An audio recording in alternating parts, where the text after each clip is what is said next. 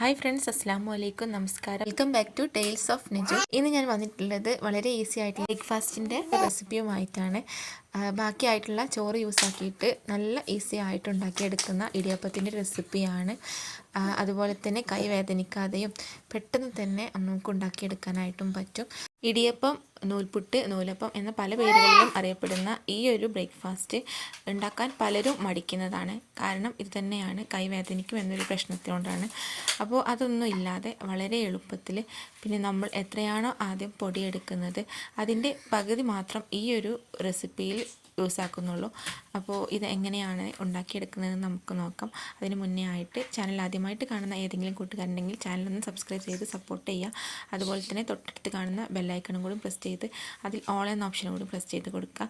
എങ്കിൽ ഞാനിടുന്ന മുഴുവൻ വീഡിയോസ് നിങ്ങൾക്ക് നോട്ടിഫിക്കേഷനായി ലഭിക്കും. അപ്പോൾ ഇതിന് വേണ്ടിയിട്ട് ഒരു മിക്സിയാണ് എടുത്തിട്ടുള്ളത്. അതിലേക്ക് 1.5 കപ്പ് വേവിച്ച ചോറാണ് എടുത്തിട്ടുള്ളത്. ഇത് തലേന്നുള്ള ചോറായാലും അല്ലെങ്കിൽ പുതിയ ചോറായാലും കുഴപ്പമില്ല. അപ്പോൾ 1.5 കപ്പ് ചോറിലേക്ക് 1/2 കപ്പ് വെള്ളമാണ് ഒഴിച്ച് കൊടുത്തിട്ടുള്ളത്. പിന്നെ ഇതിലേക്ക് ആവശ്യമായിട്ടുള്ള ഉപ്പും കൂടെ ചേർത്ത് കൊടുത്ത് നന്നായിട്ടൊന്ന് അരച്ചെടുത്തിട്ട് വരാം. ഇപ്പോൾ ഇതാ നന്നായിട്ട് അരച്ചെടുത്തിട്ടുണ്ട്. ഇതുപോലെ നല്ല ഫൈനായിട്ട് തന്നെ അരച്ചെടുക്കണം.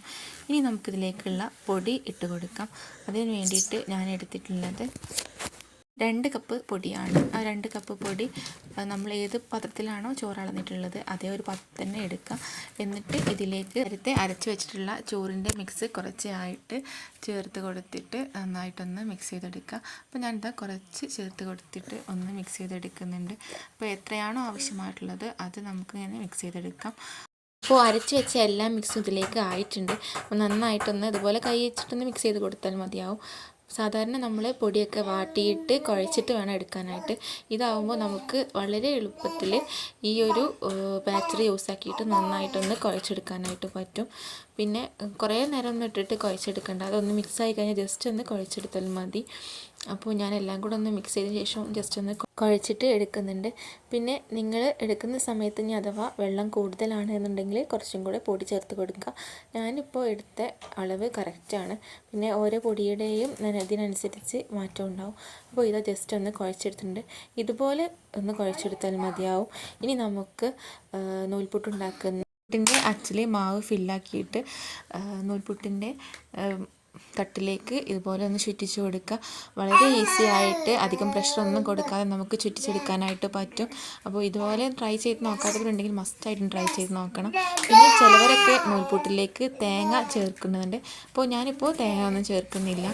തേങ്ങ ചേർക്കുന്നവരുണ്ടെങ്കിൽ നൂൽപുട്ട് ചുറ്റിച്ചതിന് ശേഷം അതിൻ്റെ മുകളിലേക്ക് ജസ്റ്റ് ഒന്ന് തേങ്ങ ചിരകിയത് ഇട്ട് കൊടുത്താൽ മതിയാവും. നൂൽപുട്ട് നല്ല ചിക്കൻ കറിയുടെയോ ബീഫ് കറിയുടെയൊക്കെ കൂടെ നല്ല കോമ്പിനേഷനാണ്. അതേപോലെ തന്നെ തേങ്ങാപ്പാലിൻ്റെ കൂടെ ബെസ്റ്റ് കോമ്പിനേഷനാണ് നൂൽപുട്ട്. അപ്പോൾ ഇതാ ഞാൻ മുഴുവനായിട്ടൊന്ന് ചുറ്റിച്ച് കൊടുക്കുന്നുണ്ട്.